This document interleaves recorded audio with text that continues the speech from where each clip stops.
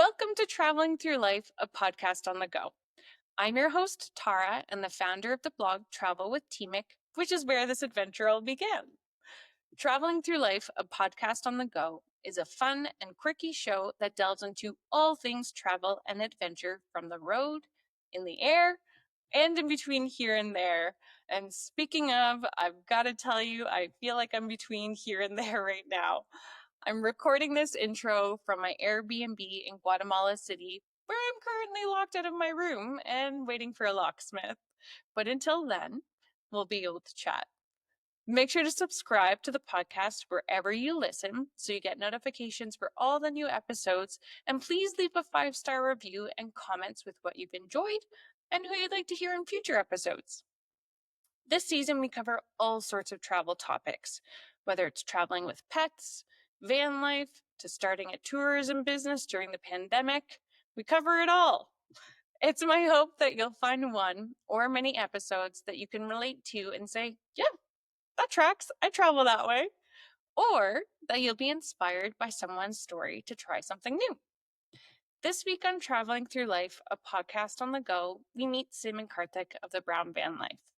This amazing couple and their 2 very energetic dogs drove the Panamerican Highway in their self-converted Dodge B200 Tradesman campervan. From constructing their home in a Home Depot parking lot to life on the road, Sim and Kartik's story is incredibly inspiring. We discuss how they convinced their parents to embrace their lifestyle, how they fund their adventures as remote workers, and the unique ways that they've documented their journey. We also chat about Sim's phenomenal hospitality on the road, what home means, and the creepiest place they've ever slept, which I can assure you is the creepiest place that you could sleep. Thanks for listening, and let's dive into this week's episode. Welcome, guys. Hello. I'm so happy to have you both on the show. For Same those of you here. just tuning in, we are having Sim and Kartik of the Brown Vanlife on the podcast today. Hello. So excited. Yeah. So if anybody isn't following along the adventure on either of our channels, I met these two, oh gosh, was it back in like 2020 in terms of when we first chatted online? Yes, did you guys do the we gig with started the Sim? chatting in 2020. We had just launched our Instagram, and you were like the first one from Ontario we kind of connected with. And Maybe then late we went back 21 or something. Thank you. Like one of our first trip, we Yeah. went back for some work or to shoot the Sault Ste. Marie campaign. Oh, yeah. And that's when we Yeah, met. yeah, exactly. 2021. So, like, random small fact. Yeah, my family are from the Sioux, and so I'm always following along with what's going on up there. And I saw this stunning aerial shot of the fall colors in the Sioux, and I always check out who actually took the photo, not just the Yeah. tourism board that's sharing it. And so I saw the Brown Van Life, and I like messaged these guys, and I was like, I love the photo. What were you Yeah. doing there? And that's how we started chatting was because your photography I is so remember now. great. Yeah. Oh, yeah. That was the fall that left, right? Yeah, the Yeah. photo that went viral was the fall we left, and then we pitched Sue the next year, and we came back to shoot the campaign with them next year. Right, which was a whirlwind from what I remember. But yeah, and then we met in person within the last couple of years. For reference, it's March of 2024. So it's funny how these things take shape over time. But Then we met on one of your whirlwind returns to Toronto. Yeah. Oh my And God. you guys saw my van.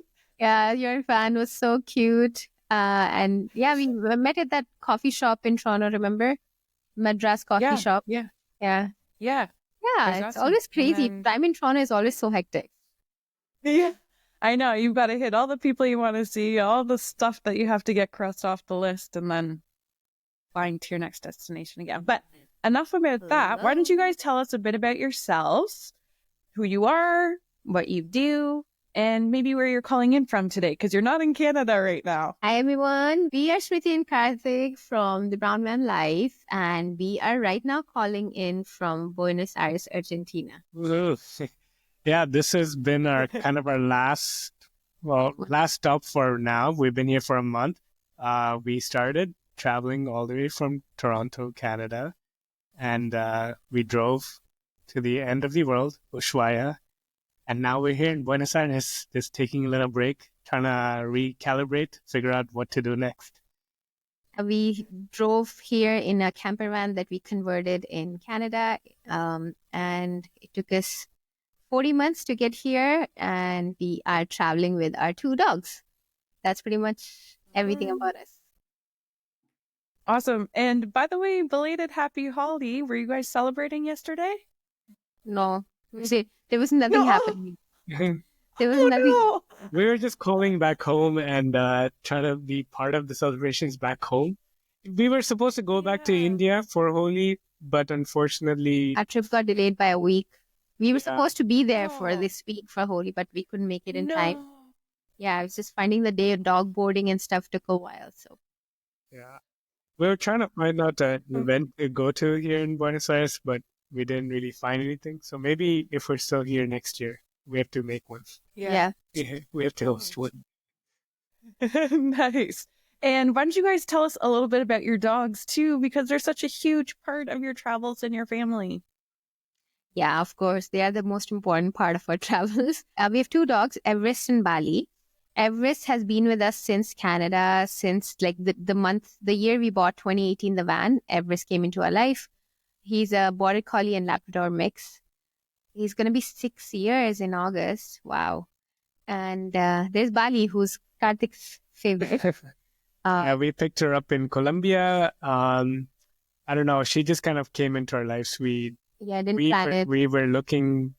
We thought we wanted a second dog, and we kind of put it off for a long time. And then we're like, yeah, let's just get another dog and add one more to the mix in the family. And she happened, and it's been good. It's been great. Traveling in the van with 2 dogs has been incredibly entertaining. And Yeah. But I think the real legend is Everest. He's traveled to 15 countries with us now so far. And what a great life he's been having with us on this journey. Having with him. Yeah. Or we're having with him. Yeah, we're living in his world. Yeah. I love it. I feel like there's a children's book in there somewhere, like the Yeah. traveling dog or something. Yeah, the narration has to be from Everest's perspective, a wise dog, you know. Yeah. Yeah. Oh, I love it. Maybe. And you guys often share about how like the dogs have been such a wonderful way to connect with people wherever you are, whether it's the kids or adults walking by who we all love dogs. So that's got to be really neat too. Yeah, we have made a lot of friends just by walking the dogs to dog parks, or people who wanted to just hang out with the dogs. And dog people connect fast with the dog people. So we've made a lot of friends through that. And people have hosted us because they just started playing with the dogs and they wanted to know what we are doing here with the 2 dogs and kind of then invite us to their home. So they are a good icebreaker, and they have led us to a lot of cool adventures and homestays with the dogs. Cool. Awesome. Well, I want to backtrack a little bit because while you've been on the road for the last 3.5 years, I'm curious to know like where the travel bug started for each of you and how your upbringings either influenced or contributed to your desire to see the world, because you guys not only travel a ton, you've lived in several countries. As I understand it, you like the slower travel just like I do. So like, where did the spark for all of this come from? Yeah, I mean, for me, I guess it's similar for Sim too, but it all started for me, it started because my dad is a Indian diplomat. And as we grew up, we moved to a different country every 3 years. So I never lived in a country for more than 3 years since I was pretty much born. And What a crazy good life, huh? Yeah. and something from that lifestyle of growing up like that has always made me curious about new cultures, new countries. And it's so easy for me to just go to a new place. Like for me, when I was a child, going to new schools and adapting to a completely new school, making new friends was easy for me. I guess, I mean, that's kind of where it kind of all began, if I think about it now. And just staying in Toronto was like the longest time I've stayed in a single city for my entire life. I lived in Toronto for more than 6-7 years at this point before we left. And I guess that was like the threshold.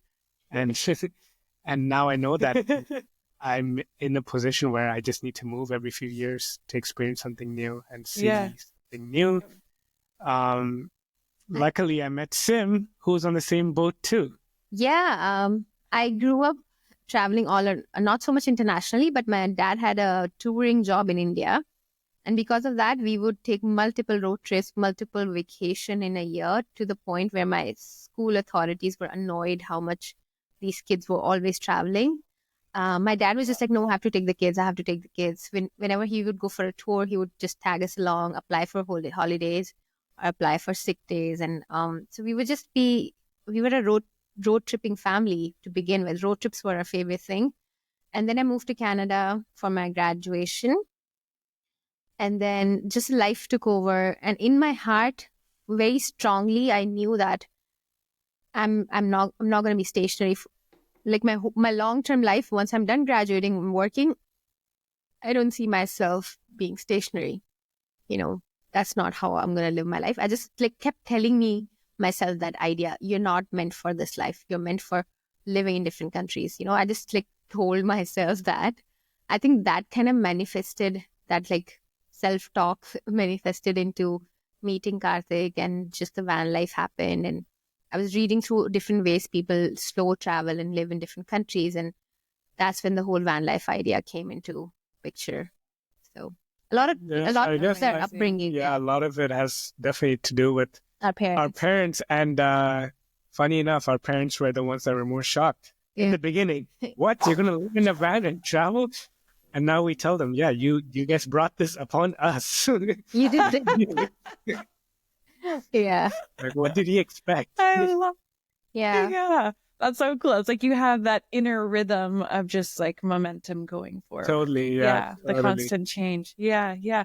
And then Kartik, I guess, have you ever heard of the term third culture kid before? Are you familiar with this TCK notion? Yeah. Third culture kid. Yeah. Yeah. Yeah. Does that, so I guess for anybody who's not familiar with the TCK, do you want to describe what it is? And then does that resonate with you at all, or?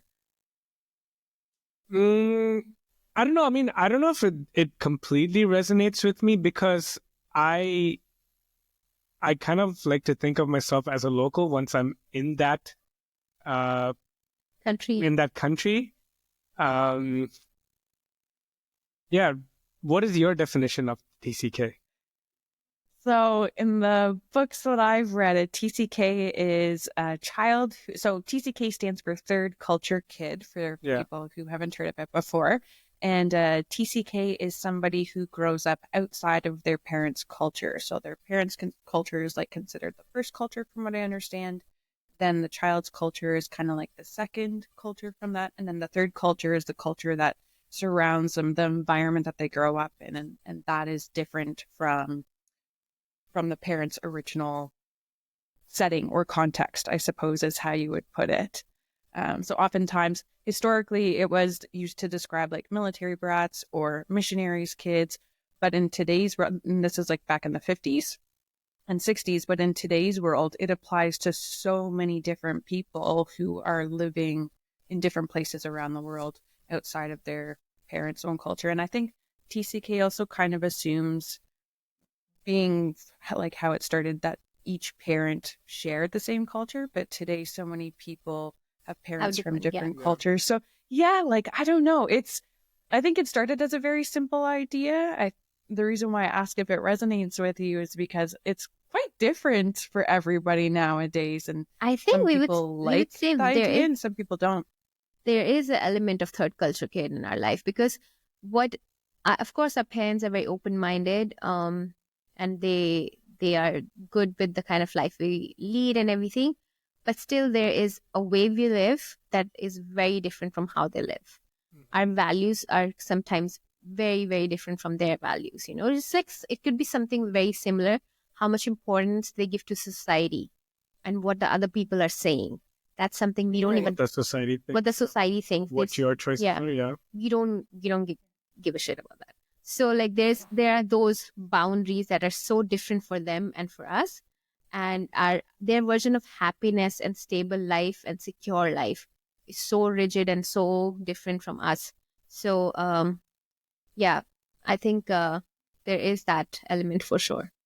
Yeah, but I mean, we're like the way that we grew up is that our like the culture our parents have has kind of also like been ingrained in us, like it or not. Yeah, Right?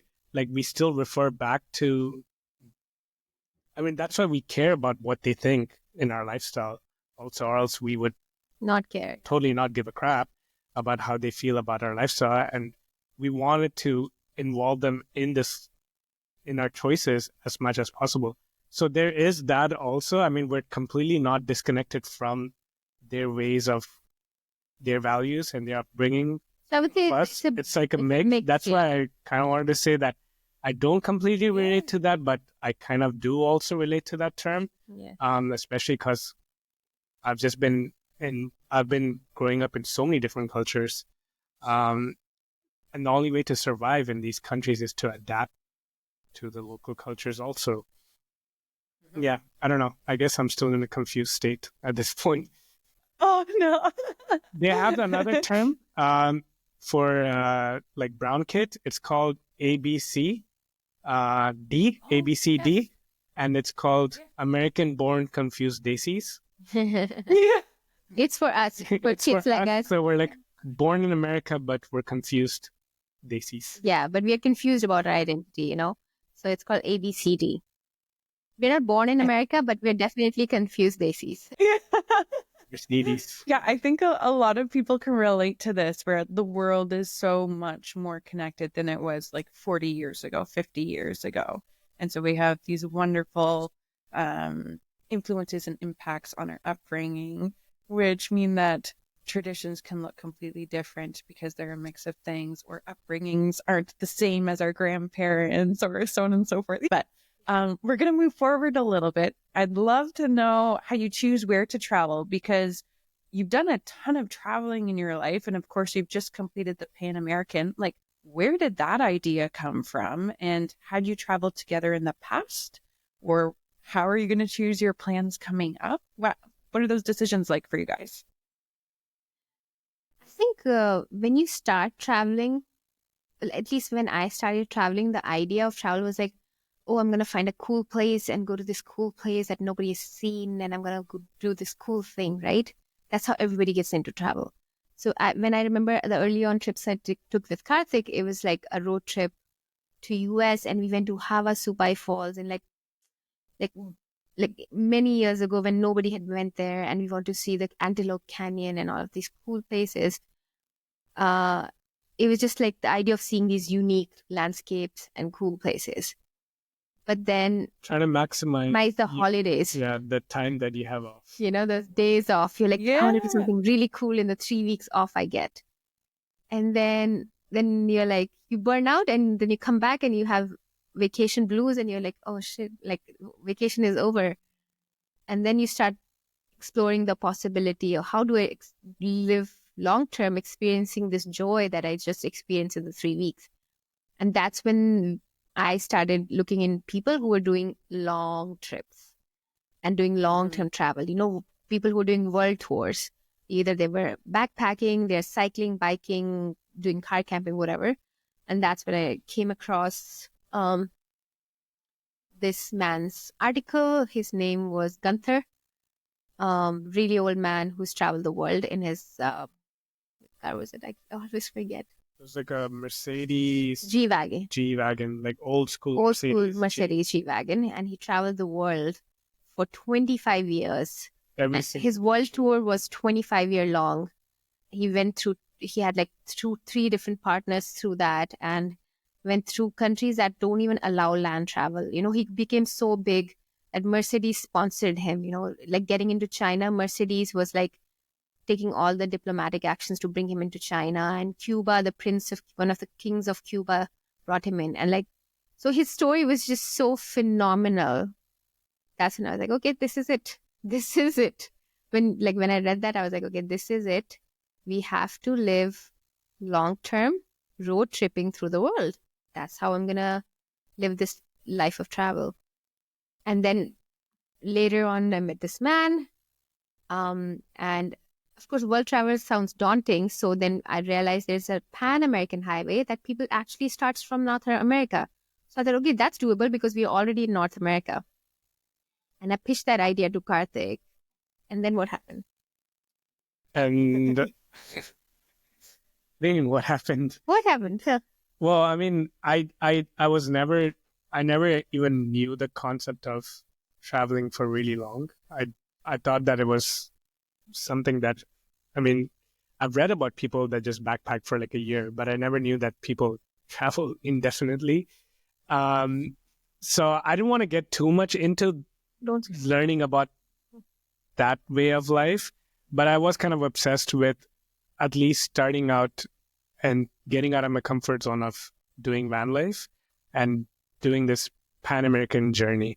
I mean, even the Pan-American journey was not completely mapped out for us. We just had some sort of general idea that we wanted to hopefully we'll drive to all these countries. Yeah.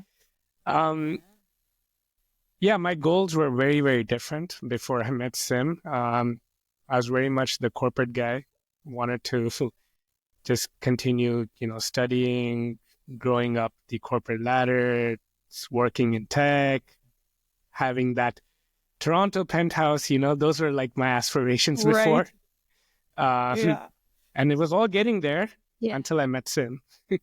And I traded out all my suits for hiking gear and really expensive, really minimal clothing. Yeah, right? from buying expensive watches, he started buying expensive camera gear and expensive camping gear, and the money was getting spent on different things. And then once we started doing road trips together, Kartik was like, Kartik just knew this is the life. Why am I speaking on your? Yeah, I mean, my perspective definitely changed, and I knew that I wanted to at least experience this kind of slow travel for once and then decide if it was for me or not. So that's where it began. And and what's next? As I said earlier, it started as a cool thing to do. But now I feel like our future plans, once we have driven once we started doing Pan America, the itinerary was very free flowing. What the locals would suggest us, we would just do that. Keep few places from Instagram in mind. Okay, this place look cool, this place look good. But a lot of Reddit, like, what locals are saying, a lot of things that Reddit people are saying or locals in the town are telling us to do, we would always just chase those things. Yeah. And one rule we had, just go south. We're never going north. We just kept going south. And 40 months later, we made it to Australia. Very free-flowing itinerary.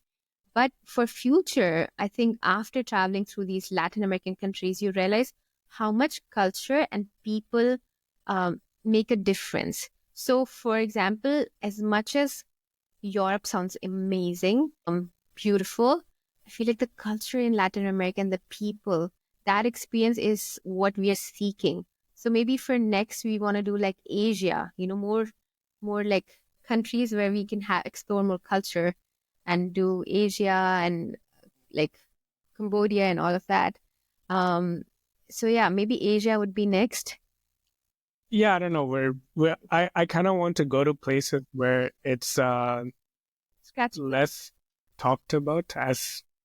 I mean, everybody's trying to find that less discovered place, which is hard to do nowadays. But I think everything that's on social media, definitely trying to find places like the stands. Like, I'm interested to go to like stands. And try to see what, because I have no idea what people over there are like.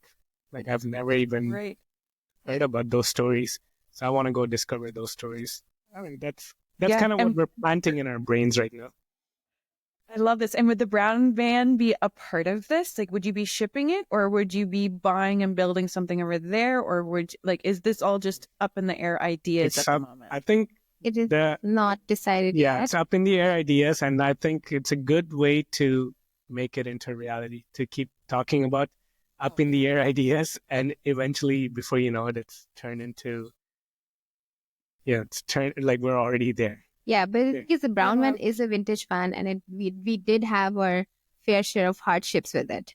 So we have considered the idea of just putting brown van back in Canada for our local travels and buying something more like rigid and badass for the stance, because the landscape is hard and the roads are harsh. So we definitely would not mind just getting something way stronger and convert it into the brown van. Brown van 2.0. Yeah. Yeah. Nice. I love it. I can't wait to see where you guys go next, literally and figuratively. Yeah.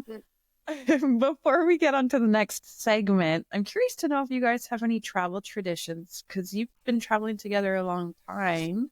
Is there something that you like always do together, or a way that you prepare that's consistent, or something special that you do for your travels?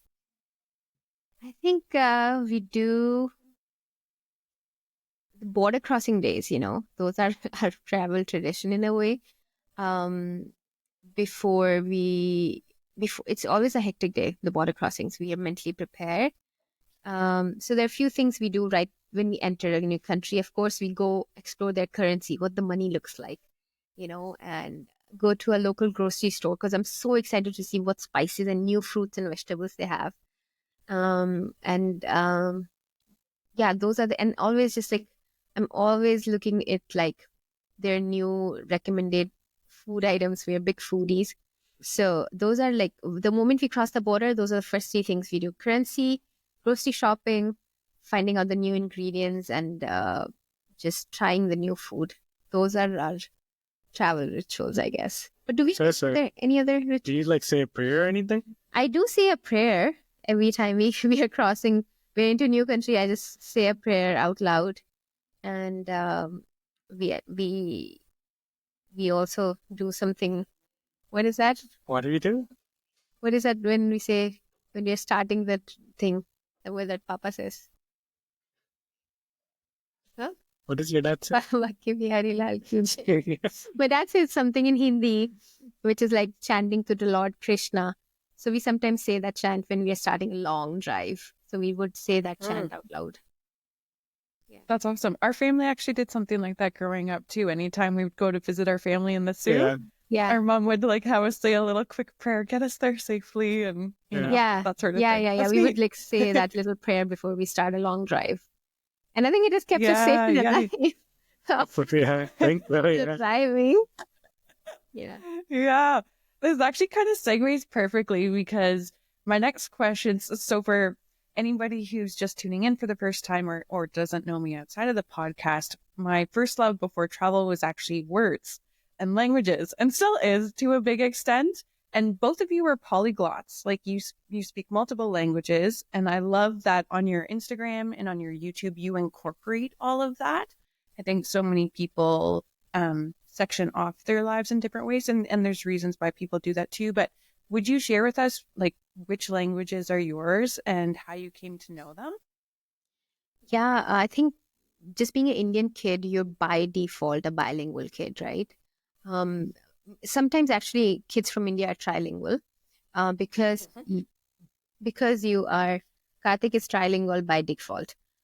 So you're born in a language that's spoken, which could be Tamil in Kartik's case. Then you learn a language which is more used, which is in India, it's Hindi, which is primarily used in India in northern region, like the majority of population. And for because his dad worked in the government, for that Hindi is used a lot. And my dad worked in the government, so Hindi is primary. It's the main official language. And then in school, it's almost like mandatory to speak English and learn English. So you do literally grow up learning 3 languages if you're an Indian kid. And on our Instagram and social, Kartik has not spoken much Tamil. That's true. Yeah, maybe one day. But I speak Hindi on our Instagram a lot, and English for our global audience. So Hindi and English is what. Yeah, now we're getting there with our Spanish. Yeah, we're getting there. I was going to say, don't leave out the Spanish, because I know you guys speak Spanish as well. Yeah. It's fun. Languages are so much fun. Yeah, they're a blast. Did you guys... Such a cool barrier breaking thing. It contributes to your trip so differently, eh? Definitely, yeah. What were you saying? And so, like, how has language impacted the way that you travel then? Like, did you know any Spanish before you went on the Pan-American route? Or did you pick that up all as you went? Spanish knowledge when we entered Mexico, like 0. We were watching a video recently. Kartik was saying jugo, which is juice, he was saying jugo. And I was watching that video. This is like day 3 of entering Mexico. Kartik is telling me, hey, you want some jugo? I'm like, yo, it's not jugo, it's jugo, which is the juice. So Yeah. We had zero Spanish knowledge when we entered, and it's pretty incredible how far we've come now. I mean, I was just thinking about this other day where we were invited to dinner with some locals, and they spoke zero English, and we were able to keep the conversation going for an entire night. Yeah. Just interacting with them in like whatever broken Spanish that we know, they were able to understand our stories. Yeah. And we were able to understand them. So it's pretty incredible. Like, but like sheer just talking to people. We were hesitant first. We were very reliant on translator. Just using translator quickly and using that. But at some point we stopped doing that. We're like, okay, whatever damaged Spanish we have to throw it out, let people correct us, learn from people, because that's like the fastest way to learn is by talking with your broken language. I mean, we're not trying to be entirely grammatically correct here, right? We're just trying to get our point across, and they know that we're travelers and we're not here. Yeah, they're not judging you. And they're just happy that we're making the effort to speak their language. Yeah. Yeah. Do you guys have any favorite words or phrases from any of the languages that you know? Like, does something really stick with you, or you love how it sounds, or the translation into something else that you know just seems like What is on your WhatsApp? My WhatsApp status on Instagram on my like WhatsApp it's called Mi Vale Madre. Mi Vale Madre. What it means? It means I don't give a crap. Like the most aggressive way. Like I don't care. Like most passionate way. Mi Vale Madre. And then someone recently taught us about the food and the heart.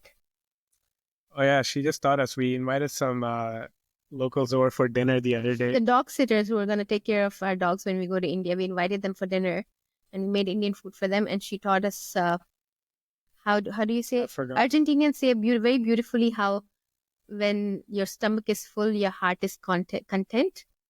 I'll find that phrase. It's a very beautiful phrase. The way it sounded was really beautiful. So yeah, we do carry a lot of words throughout, but I cannot pinpoint one right now. I mean, our favorite phrases are how to order food in restaurants. Yeah. What's good to eat here? What's your recommendation? Those are our favorite ones. That's awesome. Awesome. All right. Well, another topic I'm really curious to hear people's perspectives on is travel and technology, which for you guys, I think is even more interesting because you both work full time, right? Which I don't think a lot of people know. And so tech has got to play a huge part into your ability to live abroad. But also you've built your own business with YouTube and Instagram, which is another tech. And then you talked about translators. Like, how has technology changed the way you travel? And do you remember life traveling before? Like, we talked about traveling as kids. It would have been guidebooks and things like that. Like, how has that all changed? I think we are living in the best times possible because if we even try to compare it to our trips, like for one of the first few trips, we were not. Yeah, our first few trips we had like printed out itineraries of where we're going and by dates and like general directions of where we need to go. Yeah, it's very challenging now. I mean, that's why it's because of technology. I think it's so free flowing. We don't even know where we're going to be parking the van to sleep until like maybe 2 hours before. The time of where we need to go search for a camp spot because of the technology that's in the phone, right? Yeah. Like imagine you were driving throughout Panamerican Highway, you would have to plan your campsites months in advance because there's cities are scattered, there's nothing in between. Sometimes it's so isolated and you will struggle to find campsites. But now with iOverlander, which is the app we use, we can plan our campsites days in advance. We never have to struggle where to sleep. In terms of maps, of course, there's Google Maps, but in Latin America, there are multiple maps like Waze. Waze is the app that everybody uses in Latin America. Then there's Maps.me. If you're doing off-roading, this app is only for off-roading. Maps that don't exist on Google. If you're just going off-roading adventure into the wild, use Maps.me. Yeah. And then translator, it's crazy how people just think it's just voice. We use it for translating menus. You use the Google Lens and it translates the whole menu for you. Road signs in Spanish, you can translate it using Google Lens. And then Starlink has been a Links saved blessing. our lives, yeah. Since we got it in Colombia 2 years ago, we never have to worry about, struggling at Wi-Fi's in cafes and 3 SIM cards we would carry in hotspot for work calls. That stress has gone out of the window. And in general, just keeping in touch with parents, just telling them our whereabouts, sending us our live locations, giving them peace of mind. I don't think we could have done this like before WhatsApp days or before Google Maps days. It would have been such a challenge if we did this without Google Maps and before WhatsApp. Those two elements would have really made it a terrible journey. Yeah. I mean, I do see some travelers still using like Old school maps. which is pretty cool. I mean, I think it would be a cool exercise to try it out one day. But yeah, we have to get over that and see how to do that. We did buy a map of Patagonia to try it out, but we haven't tried it out yet. Just for fun. Yeah, Just for fun. The people who have Starlink are That's going to amazing. try using maps. just for the nostalgia. Yeah. Yeah. Yeah, definitely. And do you guys, I mean, I think this question maybe answers itself a little given that you have a YouTube channel and your Instagram, but I'm wondering, like, a lot of that is for your audience as well as for you, but how do you document or do you document your travels just for the two of you? Like, are you guys journalers or do you have, like, I'm sure you've got pictures up in the van, or what's the way that you hold those personal memories for yourselves? We do printed pictures. We take Polaroids. These are the pictures that don't go anywhere on social media. Yeah. We have these mini Polaroid albums, and we filled up 2 or 3 albums so far. And these are the pictures. Yes, you journal. I journal. I definitely make a lot of videos that never make it anywhere to the public, and it's just like something that we look back at. It's my form of recording moments. Yeah, I just take notes on the phone. I'm not a journal by pencil or pen that much, but the notes app on the iPhone, I will just take a random note, put a picture in it, and write down how I felt in that moment. Or sometimes I leave a voice note for myself, or if there's something very powerful I want to remember from that day, whether it's someone's kindness or a cool location or just a thought that I had was very beautiful. And knowing how forgetful I am, I definitely want to write that thought down. So yeah, we'd like to document it just for ourselves. It's a lot more fun.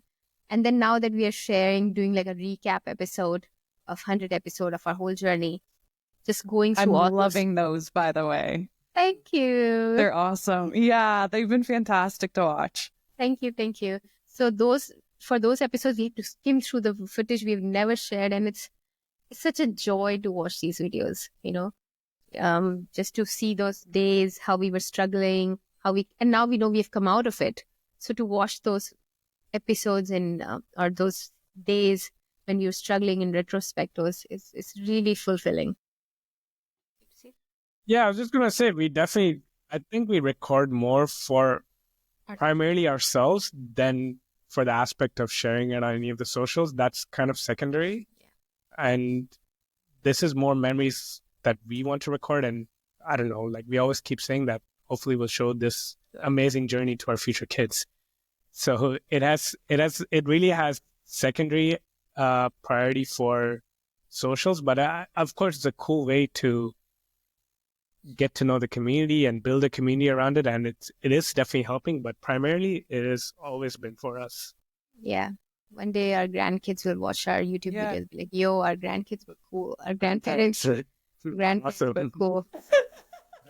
Yeah. Definitely. I always find it interesting, like as a documenter myself, when people have this opinion that taking photos, taking videos, whatever it is you do to document takes you out of the moment. But I really think it can bring you back to the moment, just like you're doing now, reflecting back on your journey. Like it is a way that works for a lot of us to experience a place and to experience something new that is very immersive still. Yeah. I know there is always that debate that you're going to miss the real moment, but at the same time, you're kind of making that moment so permanent for your whole life. there's so much only your brain can handle out of 40 months of travel. There's only very selective moments that are going to be saved in your memory. For the rest, we will look back, scroll through terabytes of footage and find out days that we would absolutely not remember at all. And we would watch that day and be completely shocked that, oh, this happened to us. So thankfully, it's a beautiful way to preserve those memories. Yeah. And kind of along that vein, like, what are some new skills you guys have developed from living on the road and from traveling? Photography and editing and all that has got to be some of them, but are there others as well? Or just in general, just any in general, skills that you've picked up? photography and videography wise, language. I feel like just having the ability to pick up our camera every single day and creating something has definitely upped our skill in that. Like, I'm looking back at our videos from when we started. Like, I find it so, I can't believe I created that, because like our skills are so much better now about that in that same category. So just putting something into practice every single day, you're bound to get better at it. And this is like we've seen. Like if you see what Kartik creates, is unbelievable compared to when he started 4 years ago. His cinematography, his sense of shooting angles and frames is so advanced and so like professional level that sometimes I watch his clips and I'm like, whoa, this is so cool. I could never see a place like that in that view. And of course, in the beginning, it was a learning curve. So we've improved a lot. Now we understand so many elements of editing and sound design and light, camera work, all of that, storyboarding. Like, there's so much that goes in creating content. So we understand that. But apart from just like content creation, we have also we were not handy people at all when we started. True. Yeah. To fix Right. Yeah. Talk about the build. Yeah. So like when we started the build, it was like zero skills of building anything. Couldn't even put a frame on the wall kind of people we are. So. And now we are not scared of broken things, We can just literally pick up phones and fix things. I mean, for example, when we bought the van, we had like 2 holes in the floor, and I was so scared about fixing that myself. I paid somebody $1,000 in Toronto to fix it. Now I look back at it, I'm like, what a waste of money. Like, I could have just done that myself. Right? Like, I'm so not afraid to do, we're not afraid to fix things and just try figuring things out ourselves now, which has been, I know it's going to be immensely helpful in any future project we do now. Yeah. Just the confidence you get. Yeah. 100%. Yeah. Oh gosh, so many thoughts on this, but we're going to move on. What's been the biggest surprise for the two of you on their travels? Whether it's been about a place that you visited, maybe you had a preconceived notion or you had no idea about it, or a big surprise that you've had about yourselves? Go for it. You're squeezing the mic, Kartik. I mean, I guess like traveling through Latin America, we're always told these negative stories about these places, right? We never really walked into any of these places with that thought process to begin with. We had a very open mind, but what surprised us was that how kind and loving these people are. That what we had, like, we knew that these places were not going to be as bad as people had made them out to be, but they have far exceeded the open-heartedness and the kindness that these locals bring. So that really surprised us, that places like this can be, like, people can think about these places so off in the wrong direction. That's been the most surprising for us on this journey. What have you learned about yourself? About myself? Mm-hmm. I think the same thing. I think that has been the biggest takeaway. When you grow up in a society, developed society, you judge other person's kindness. Like, okay, he's helping me, what's in it for them? And then when you even like sometimes, even right now after 4 years, it's so hard to just understand that maybe someone is helping you out of pure good heartedness, like nothing else. When people helped us in the beginning, I was like, what do they want from us? Why are they helping us? Do they want money? Do they want something? It took us a while to wash that thought process. And now, after like 3.5 years, if someone is helping me, I know they're good humans. I know they're doing this out of their, like, because they're just good people and there's no other motive. And I'm instantly so grateful for them. And I want to thank them. I want to host them for dinner.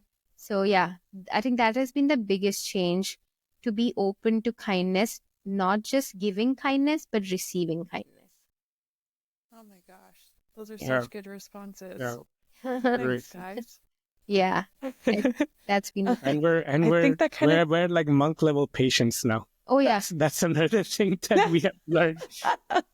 Nothing can break us. yeah. We are become almost too patient about things, where people get annoyed of us that why you are not reacting. I'm like, okay, it'll be done. No worries. We have become too patient. yeah, Everything, yeah. things work out, right? Yeah, things work. Yeah. Truly. Yeah. Yeah. I think that kind of ties into with like a lot of times, and maybe this is a Western centric way of thinking, people here talk about the way that they benefit from travel personally. But I feel like, of course, those benefits are going to happen, but you guys also kind of do the other side of thing.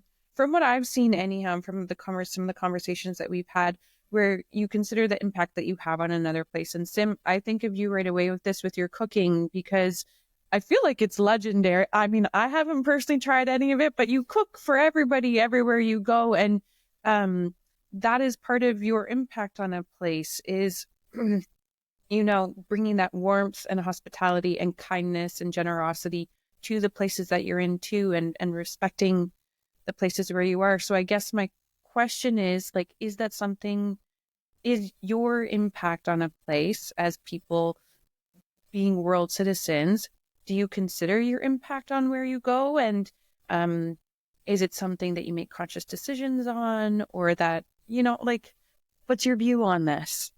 Yeah, I think for us, we were recently actually talking to someone about this. What is our exposure to other? Like, of course, you get exposure from being in a new place, but what is other people's exposure when they see us? Because Yeah. first of all, of course, they've seen a lot of European tourists and American tourists. They have never. I'm telling you, Pan American journey, we are literally the only Indian couple driving this van. There's no other brown couple driving this van on this itinerary. There was nobody in the 40 months. We didn't come across a single brown couple or solo person driving this itinerary. So when we get to places, people have not seen us before there. When we show them our Indian passport to the police or to the border patrol, they have not seen someone with that, right? So then there comes not a burden, but more like a responsibility to show them, like, to give them that first impression. That's your job. And you want to leave a good first impression for your whole country. So it's important you tell them the right things, like correct a few assumptions they might have about your country. Them calling, oh, do you speak Hindu? You correct, no, it's not Hindu, it's Hindi. Hindu is a religion, Yeah. And then honestly, people in Latin America have not tried Indian food. They're just not that open to international cuisine. And Indian food is like way far away on their list of desired items, or like they have even explored. Yeah. So when I make Indian food for them, it's literally I'm exposing them to a huge part of my culture, which is food, and also the hospitality, and giving them a glimpse of how hospitable and warm Indians are in general, to our culture. So I think that is a big responsibility. And we always sit with them, talk about the culture in India, the festivals, the movies. There's so many. I've written lists and lists of movie recommendations and songs for people, and politics, if they have any assumptions about politics. So we try our best to give them a neutral opinion on things that what they might be saying wrong. Teach some phrases in our languages. Yeah, they just want to get like a general overview. Some people want to get in detail, but yeah, a lot of them just want to get a general overview of like which part of India are we from? How is it different to where Sim is from versus where I'm from? Yeah, it's very, very fascinating how they take the opportunity to learn from us about our country as much as we are taking the time to learn about They're, everything they have to offer. they're equally curious about who we are, our country, and whatever questions they have, it's our responsibility to answer them. It's such a beautiful way to interact with people, isn't it? With that curiosity and that openness and that receiving and giving of ourselves. Yeah, that's so cool. I love that. When you are in other places as well, do you have any tips for people maybe who haven't traveled before or who haven't lived abroad on how to respect local cultures or things to consider? Yeah, people can. One or two. I'm like, there's a million, but are there one or Yeah, two that maybe yeah, come to mind? Let's see. Come with an open mind. If you're coming with fear, if you already believed, oh, I'm going to Colombia, it's going to be unsafe. Oh, I'm going to Mexico, it's going to be unsafe. You're not going to have a good time. You have to come with an open mind that, okay, I've heard of some bad incidents, but let's just believe that majority of the humans are going to be good here. So start with that. Do not just blindly believe in media. Oh, there was a robbery here, robbery there. Do not just believe 100%.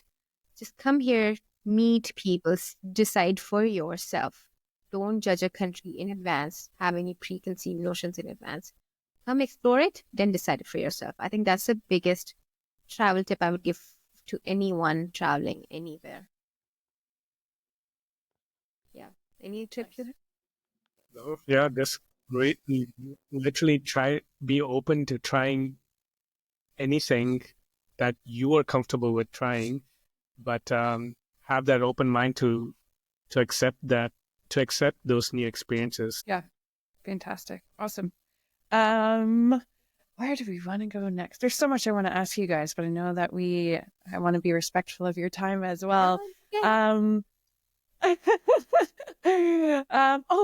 is there anywhere that you've visited or moved through that you could see yourself living in longer term, whether longer term means a year or 3 years or maybe 6 years? But is there anywhere that you've been like, oh, this hits, this connects with us?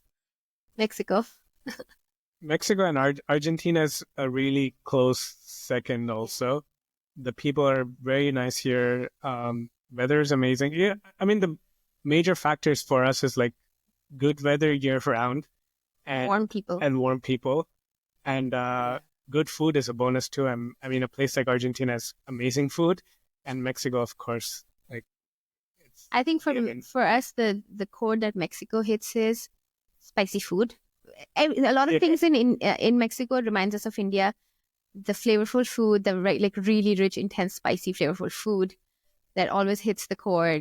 Multiple tons of festivals. They're constantly hosting festivals in different parts of the country all the time.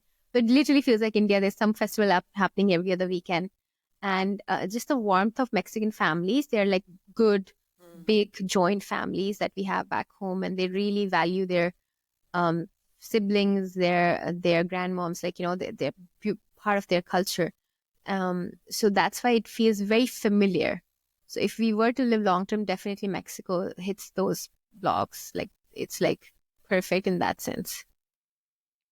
So awesome. And have you, well, I guess when you're traveling, is there anything that you do when you're away that you don't do when you're home? Although this also kind of ties in with my next question, which is what does home mean to you? Because that's different for everybody. So maybe touch on like what does home mean to you first? And then what do you do when you're traveling that you might not do while you're at home? Yeah, home to me is a place of comfort and feeling safe. And for me, that's when I'm with Sim and my dogs. And even though the van is such a small space, when we're in the van, it feels like we're home, no matter which part of the country or where in the globe we are. So any space that makes you feel like right now, this Airbnb that we've been in for a month feels like home because I feel like I have my family next to me and I feel safe. Those are the two main aspects for me. Yeah, feeling and like home is definitely a feeling for us. We don't have any visual image of a home. It's not a house with a big yard or a van for that matter. It is where we are happy together. It's me and Kartik, and then the dogs, and we can do things. But also the aspect of curiosity. I feel like the moment both me and Kartik will get bored of a place, it won't feel like home. So the moment we won't have curious experiences or new experiences, even in Buenos Aires, we're constantly exploring new things. It's such a huge city. I feel like after a point when we're like, okay, seen it all, done it all, it won't feel like home anymore.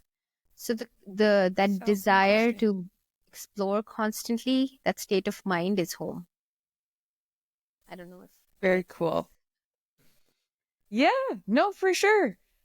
Yeah. And is there anything that you guys do, like traveling and home are one and the same for you because you are home for each other, like your Yeah. space together, your movements together are home. So maybe the next question is irrelevant then if you No, do what anything is when the you're traveling question? that you don't do when you're home. What is it? what did Yeah, you do you do do? anything when you're traveling that you don't do while you're at home? Hmm. No, I keep going back to food. Right now in this Airbnb, I have a whole cupboard just stocked up with Indian groceries and spices. It's I keep talking about food, but honestly, that Indian food is such a big element of our home. Whether we make it at the van, if I'm not eating that food, I'm not home. Simple. It's so crazy how important the food is for us. But if I didn't have all these spices here, all these ingredients here, where I can make my dal and rice or have some Indian food, it won't feel like home. Yes, it's a big part. So, like, if you're saying what is one thing that we have in home, where like because our home is everywhere, our Indian food, our culture is what makes it home.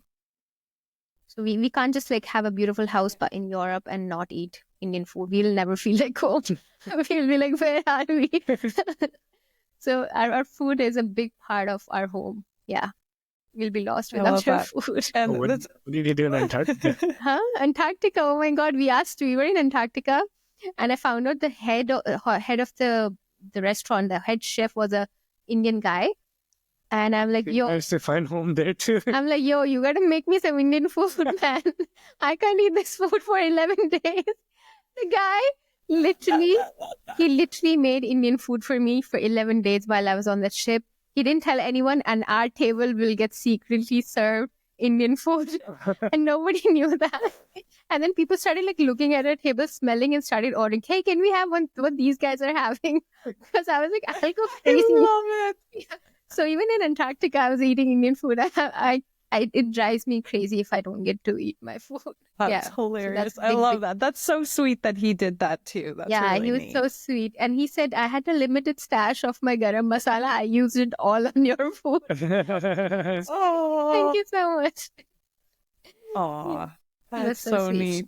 Yeah. Changing tracks a wee bit, what's the weirdest place you guys have slept? I love this question in general, Oh my but God, so considering how many many. different places, yeah. I feel like I've erased those nights out of my memory. Oh Lord, we've slept in some really weird places, from like garages, really dingy, dark. Where you're like questioning your life. Like, Yeah. what have we Really? gotten ourselves into? It's like grease all around you, oil all around you, and it's just like a messed up garage. You slept in garages. We have slept in some very questionable neighborhoods, where we could hear people like really walking by our van all night. And just like I'm ready. I'm like, okay, somebody's gonna break in any second. We have slept in those places. Well, tell her about our weird night in Canada, crossing into Saskatchewan in that ghost town. Oh, the ghost. Yes, the weirdest place. I think that has to top it. And that was like in In like the the first beginning. 2 months of Vanlife. Oh my God, we are crazy. There's something wrong with us. Nobody would do this stuff. So we got, the Ghost Town Trail in Saskatchewan. There's a highway of Ghost Town. Do you know about it? It's Yeah, called the I've heard of this. Yeah. Highway of it's called the Highway of Dead or something that's called. It's like a very dark name, but it's just a highway of old ghost towns. And we were driving through Saskatchewan, and we thought it'll be a good idea to just take a detour and drive on this ghost town highway and explore all these ghost towns. And at some point it got dark and we were running low on fuel. So I just saw this like distance. There was a town, very small. I just zoomed in on Google Map. It was showing a random name, Bearhead or something like that. I was like, okay, it looks like a town. Let's just go in here. We go in and there's no road. It's just like we go in, there's some street light and like a parking lot situation. And houses, there are like 4 or 5 houses in the distance I can see, and the lights are on. That's it. I'm like, okay, cool. Let's just sleep here. Nobody else. It's huge, vast. You know how vast Saskatchewan is, just land and land. You don't see anything. We sleep there, and I get Everest out of the van. He's not getting out. He's like not getting out of the van, and he's just growling at the darkness. Right? He's like, grrr. And I'm like, Kartik, why is this dog growling at it's like the air? Everest refuses to go out. Like this dog would jump out of the van, start playing ball immediately. That night, he did not come out. He's like, yo, something is wrong here. He's like, I am not going out. He refuses to go out. And then something about that place had a very eerie feeling. So I'm a very like intuitive about these things. I was like, I'm not. So I took a knife and just put it under my pillow. I'm like, I'm going to sleep with a knife just in case somebody's there. I'm ready to attack. I'm not scared, but I have a plan. So I put a knife under the pillow and I sleep. And the whole night, Everest is just growling at the air. The next morning, okay, we're still alive. I go to the only grocery store in the town to buy, I think, eggs or apples or something. Yeah. And they're like, oh, pretty much the entire town was at the grocery store. Yeah, it's like 20 people town, and I think 2 of us added the population of the town by 10%. So I go to the grocery store, and the lady at the checkout was like, oh, you guys came in last night, didn't you? And I was like, yeah. She's like, okay. Then we go outside, and another old man is like, you are the people who rolled in last night in the town, right? It's like, okay. It's like everybody called everybody that there's a random, like there's a car here and there are people here. Everybody knew that we rolled in, and just, it was so bizarre. I was like, Kartik, we need to go. I don't want any groceries. We need to leave. It was the creepiest. Or maybe they just wanted to invite us over for lunch. Yeah. How do you know now? yeah, sure. It was very weird. Yeah. So interesting. That's when you wish you could get inside a dog's head and know, like, what did they know that? Like, what is it? Everest, what is it? Yeah, that our dog is mad. Yeah, definitely a lot of weird, spooky places we've slept in that we have not told our parents about. Yeah. They'll call us and be like, you guys are at a campsite, right? We're like, yeah, we're all safe. And we're like, no. Hopefully we'll make it out tonight. Yeah, we are at a campsite. We are at a campsite. And Kartik's mom's favorite question is, are you at a campsite? Yes. Are there other people at the campsite? We always say yes. But there's sometimes like, we don't have hours of driving before we see human beings. So I'm like, yeah, there are people somewhere 2 hours away. There are people. But yeah, that's a big thing people ask us about van life, eh? Like, I know as a solo female traveling in the van, I get asked that all the time, but I'm sure you guys as a couple get asked about safety in the van as well. Do you have any safety tips for people, whether it's for van life or just on the road in general? I would just say, if locals are saying it's unsafe, it's not worth the risk, you know. Yeah. I mean, some people try to take the risk for the thrill of it. We are not those people. Yeah. I mean, we're traveling with our entire home, it's not for one. Yeah. And then So we have to look at our own safety also. But yeah, we're also not those kind of people where we're like overly cautious, but we'll definitely take a local's word. And if they say, do not travel on this road, we probably would not do. yeah, They know what they're talking about. Yeah, if we don't take our tips of about safety from internet, but if, like, for example, our friend Paloma in Mexico, she told us certain towns that are not safe to drive. Her dad gave us a whole map of what itinerary to follow and which highways to avoid. We just blindly followed that because they know their country, you know.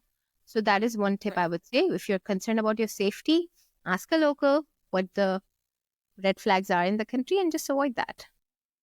Yeah, and then we always, I mean, for us, like without our laptops and our camera gear, we would be kind of handicapped. So just as a safety precaution, even if the van isn't like a secure neighborhood, we'll just carry back 2 backpacks with us at all times. Yeah, we don't leave that in the van. Yeah, we just don't leave Everything those that 2 gets things in the stolen, van. camera Yeah, and laptop should not get stolen. Yeah. It's like you got your turtle shell within the turtle shell of the home. yeah, that's it. Yeah. Yeah. Are there 1 or 2 items that you always travel with? I mean, this again maybe doesn't apply to you guys because you've got your home with you, so you've got everything with you. But like, you have traveled, like when you head back to Toronto, or when you head back to India, or when you're leaving the van and you're going to Antarctica. Like, what are 1 or 2 things that you have to have with you when you're maybe outside the van traveling? For me, it's my AeroPress, Coffee. my coffee maker. So I will not leave anywhere on a trip without my AeroPress. That AeroPress and the coffee grinder goes with us everywhere. I mean, for India, we don't have to worry about anything, but I would take some like basic spices and chai ingredients with us. Outside of India. Yeah, but again, we're not that. Of course, camera. We don't go anywhere without our cameras. But apart from that, we are not too materialistically like attached to things and stuff.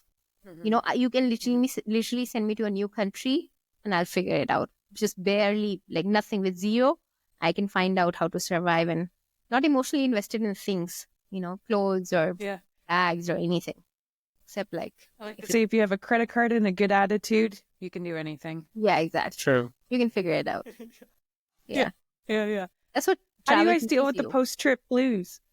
Yeah, it's true. It's absolutely true. I'm with you on that. How do you guys deal with the post-trip blues? Do you always have something planned coming up? Is it reflecting back on what you've done? What's your secret? We haven't had the opportunity to get the blues yet, you know. We haven't felt the blue. This is like, we just finished Pan America, came to Buenos Aires, and we needed this time to just be calm because we've been moving for 40 months and really enjoying this life in having an apartment and stuff. Maybe the blues will hit us in a few months when we are not moving. If we come back to Buenos Aires, we are more stationary for a few more months. Then maybe it'll hit us. If anything, I get blues when I go to India, when I come back from India. That's when I get major blues.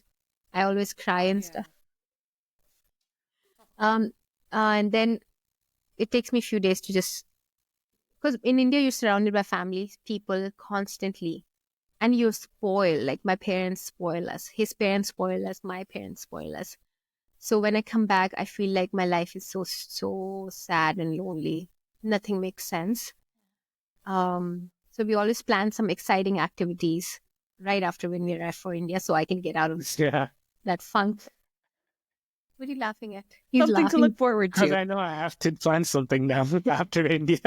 Yeah, I'm very, very, like, it takes me a few weeks of just sadness to get over. That's the real post-trip blues. Yeah, those are my blues. Just leaving mom, dad every single time. Yeah, makes sense. Are you looking forward to your big trip coming up back to India? Oh, I'm so excited. Yeah. I haven't seen parents in 1.5 years.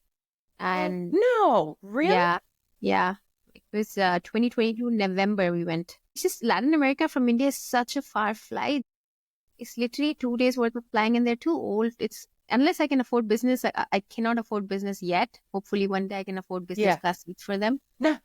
You points, Sin. We gotta get you guys on points. Oh, I have to do that. Yes. You know, we have all these air miles and some other points. We just don't know what to do with them. We're not well aware. That's most people. Yeah, and Kartik uses American Express points. I don't know how that works. I have no idea. Anything for you, Kartik?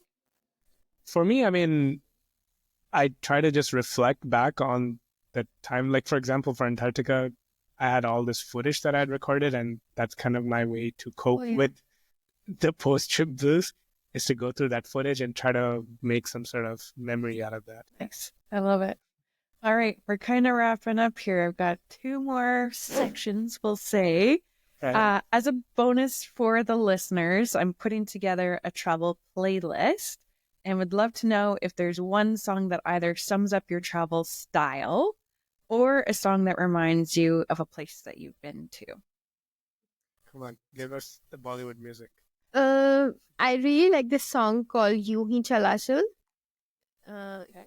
It's basically, it says, keep on going. You wander, keep on going. The world is too big, just keep on going. Basically, that's what it's a song for a person who is exploring the world. Actually, that was a song the first time I saw a campervan. So it's a good song, you know. It's cool. yeah. So I think I would suggest you that song, "You Hi Chala Chal" from the movie Swades. Perfect. That's our theme And do we song. have a second That's one? our theme we got song. 2 people over there. Sorry. Yeah, that for the both of you. Like, you're welcome to both submit a song if you want, or is that the group song? That's the group song. Yeah, I don't have much song selections in the van, to be honest. Sim's the DJ. Yeah. DJ. If I'm in like slow mood, we'll start with John Mayer.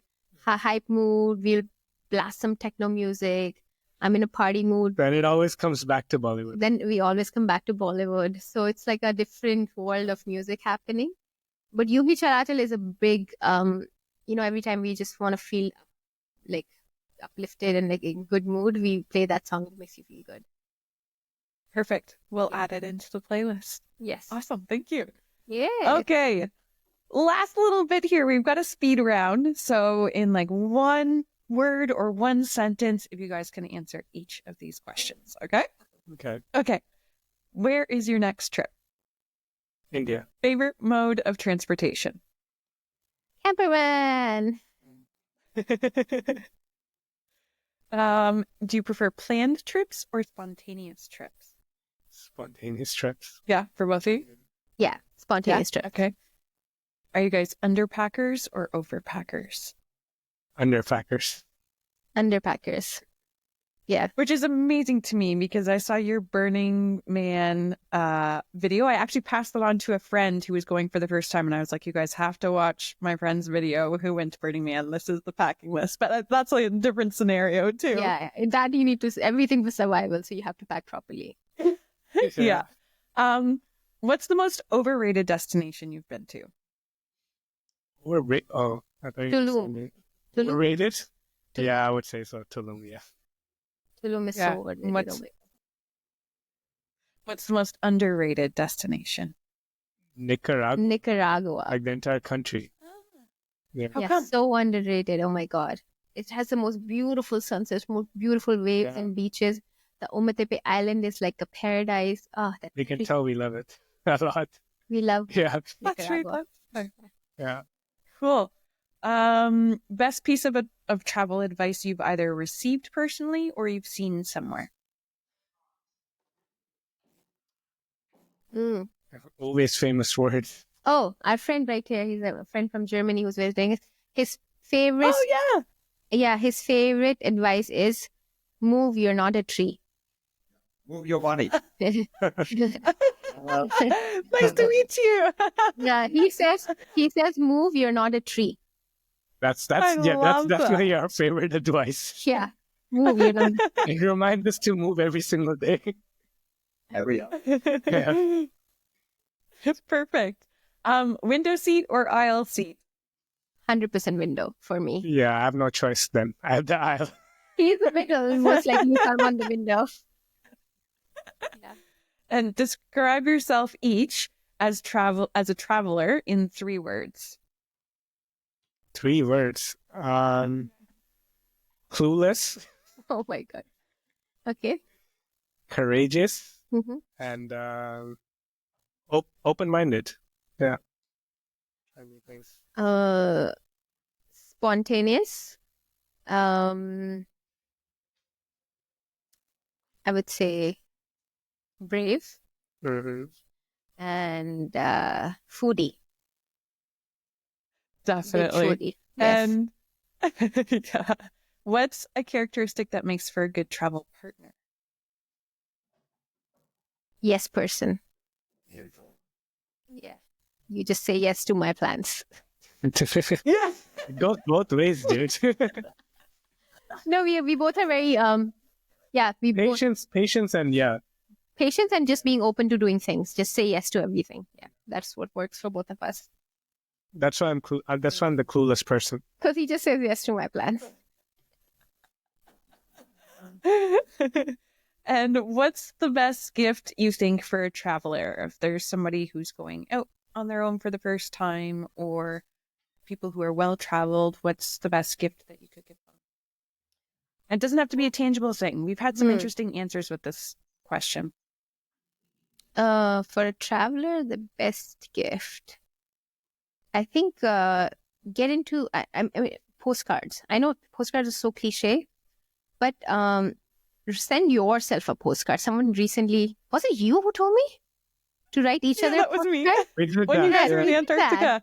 So I think that's a you great did. gift. Yeah, we did. I absolutely love that idea. Oh. And we wrote each other a postcard. that will open in 3 years. No, 5 years. We wrote a postcard for 5 years later. From Antarctica. Yeah, write a postcard to yourself from a place you have just finished traveling. Write a lesson that you've learned there. Write a feeling that you've learned there. And like maybe a highly recommended hidden place you might have recommended. And just send it to yourself. And keep collecting Very those cool. over the years. And you'll have like a beautiful guidebook of your own travels. Yeah. Postcards are really good. fantastic. Yeah. They are. Yeah, They're the best. I Ricky did just that sent with some you. more yesterday. Oh my Yeah, I saw that. So you did that. Yeah. So hard to do in Colombia, huh? Yeah, I didn't realize it till I was there. I was like so gung ho to do the whole post office thing and all Yeah. that, and everybody was like, "No." Why? I don't know. They have They use like postal service. yeah, it's not reliable there, so people use like FedEx and other things like that. And I was like, I love people and sending postcards, but I'm not paying FedEx prices to send these postcards. I'll send them from Canada. Yeah. Okay. Yeah. Okay. Yeah. Okay, last one. Best travel app. Our only travel app is iOverlander. It's Yeah. like the lifesaver app for us. The lifesaver for us. And can you believe Yeah, it's every free, van lifer. free of cost? All that information on Avalanche is free of cost. It's just a community-run app. So if I find a new place where I've slept, I'll add it to the app. And a moderator will approve it. And then the other people will leave a review for the place saying it was good place or bad place. And that's how it works. It's a true Community-run app, community-based app, like you said. Yeah, definitely. Awesome. Well, thank you so much, both of you guys, for coming on the show. I'm so happy. Absolutely, Kartik. We have to do our podcast. We cannot wait. I was like, okay, we'll do it after coming from India. I was like, no, let's do it right now. Yeah. Awesome. Nice. Well, I hope you have yeah, thanks for coming. It's always nice chatting with you guys. As few times as our paths have crossed in person. Yeah, love it. I hope that you have a wonderful time in India. Yes. Enjoy the rest of your time in Buenos Thank Aires. you. Yeah, hopefully we'll get to connect next time you're in Ontario. Okay. Yes, definitely. We'll come. All right. Oh, Friends, before we go, where Don't can close. people find you? And is there anything else that you'd like to add? Yeah. People can find us on the Brown Van Life on all platforms, from YouTube, Instagram, TikTok, everywhere. It's the same username. And just come follow us, our journey. Say hello. Say hello, to watch two cute dogs and two almost cute humans travel around the world. Love it. All right, guys. We'll chat again soon. Okay, bye. Bye.